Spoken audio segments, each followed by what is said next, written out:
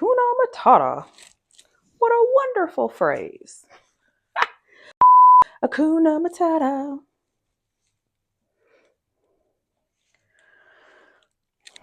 Do I kind of look like a lion? Okay. Why am I up here acting a fool?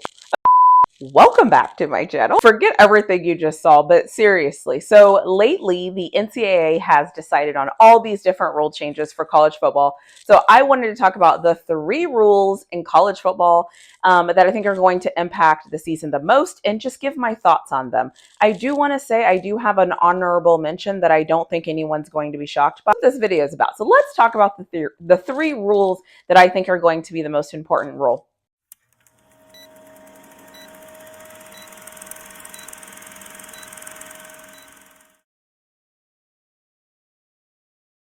I'm not going to do this in any certain order. I'm just going to give my thoughts, and thank God that I have a back that I can lean back in whenever I need to. But anyways, so the first rule that I think is going to really impact college football,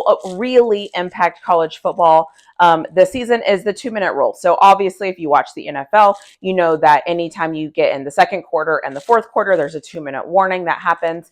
That stops the clock. And so that rule is coming to college football. It's kind of weird to me that that rule didn't exist after last year when they made it a running clock, but that's a whole different conversation for a different day. The 2-minute rule is going to be an interesting addition to college football. I don't really know the statistic on how many college football games were actually close. See if this is a big deal or if this is a cool thing. Always in football, I feel like the higher level skilled games, the teams that have kind of the better players playing against each other, this 2-minute warning thing will be an interesting dynamic because in essence, it's another timeout. And so I'm super excited to see that come into the college game. I think it'll be fun.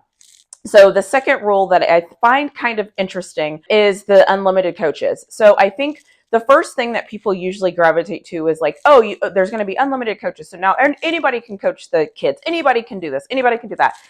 I think we need to calm down on realizing that just because you have more, that's not necessarily better. I feel like we live in a world where we think more of something makes situations better. For example, if I had I've never played football, obviously, but if I had an offensive line and I had 5 different coaches coaching my offensive line, it doesn't mean my offensive line is going to be better. It now just means I have 5 different voices that are coaching my offensive line.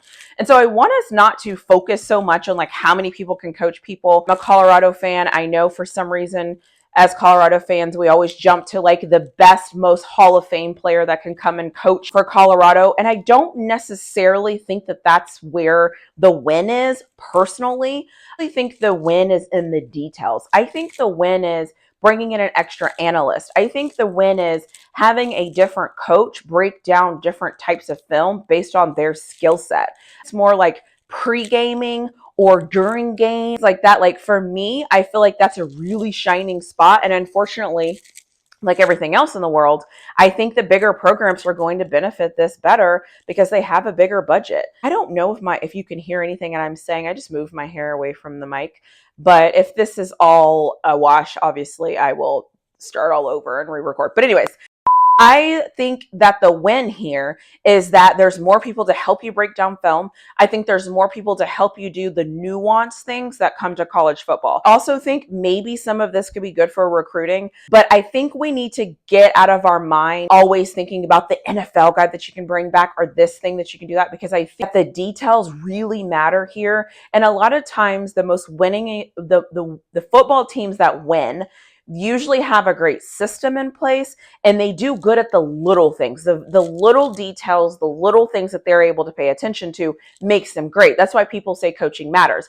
That's why if you line up talent for talent, most people will side with the coaches first. Coach always gets kind of my first look, so I can kind of figure out what they're doing, and then I go to the talent. At the end of the day, the kids, they can be super athletic, and that's fantastic, but they're only going to be as great as their coach is able to teach them and give them all the tools they need to be great.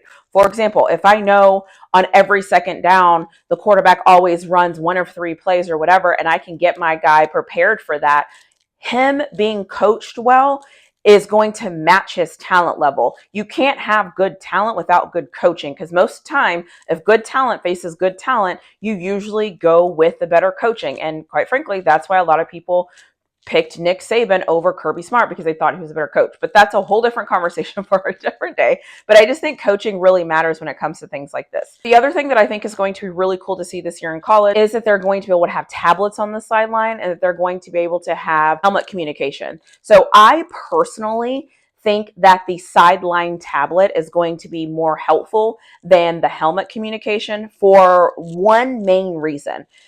I think the helmet communication is going to be great for quarterbacks. I think that's going to be amazing for them. And I think whatever that coach can rattle out to them and let them know and give them all the details, great. I think that's fantastic. However, that really benefits the quarterback, and it's for what, 20 seconds, 25 seconds or whatever, and then it shuts off, and then 15 seconds and the play runs, right? Which is fine. However, I think the bigger gain here is going to be the tablets, because if you can have, I think it's like 16 tablets on the sideline. When guys come off the field, they get to actually study things live action, take their hands. I don't know if you've ever watched a professional athlete watch film, but the way that it works is they have an iPad, and they take the iPad and they literally are able to see the details, and they're able to zoom and rewind and replay and look at footwork and look at different things and look at timing. And so having that actual live iPad, having that actual tangible thing that they can touch and rewind and figure it out and do all those things, I think that that's going to be a huge plus for players. And I think that anytime, like, there's lately everybody is trying to like associate college football with NFL football, which I don't even need to dispel that here. That's not what this is about. But I think one of the reasons why I like watching the NFL game so much better is because I feel like the NFL players are able to adjust immediately to what they're seeing. And I think it's because they're seeing live reps. They're seeing it on video. And I feel like you can learn better off of video than you ever can off of a still picture, or you ever can have somebody telling you. And so being able to actually see what's happening to you and watching it over and over and over on the sidelines, I really think that's going to help improve the college football game this year. And so I'm really excited for, obviously the helmet communication is great, but I'm super excited actually for the iPads. Those things are phenomenal. And I think that they really help people see things in live action, because as somebody that played sport, I remember during volleyball games, the funny thing is I remember there was one time where my coach was trying to tell me something, and I heard what she was saying, but like I couldn't adjust it because I could hear her, but I couldn't really see what the girl was doing enough. However, it was somebody we played in our division. The next day we watched film, and once I saw it on film, I was able to realize what I was doing, to adjust what I was doing, to adjust to what I was seeing her do. So it's kind of one of those things where it's like, depending on how you learn, this could be really beneficial for an athlete to be able to look at this different. I'm looking down at my tablet because God forbid I show up without my tablet. The last thing I want to say is my like bonus thing that I think that they need to definitely reassess is the targeting rule. I don't mind if you're going to call targeting. That's fine. I don't think you should get kicked out of a college football game on your first offense. I think that that's ridiculous. I think it's super interesting to me that we have college athletes playing a game so fast, so physical, and all these things, and we expect them to get it right the first time. I think it's a bad look, and I hate the targeting rule. I feel like the first offense should be a 15-yard penalty. Whatever. The second offense, cool. Throw them out of the game. I hate the suspending them for a half. I think that is absolutely ridiculous that we're suspending these athletes for an entire half of a game then, or a game next week. I think it's dumb. So I feel like if you're going to throw them out of the game, just let it be.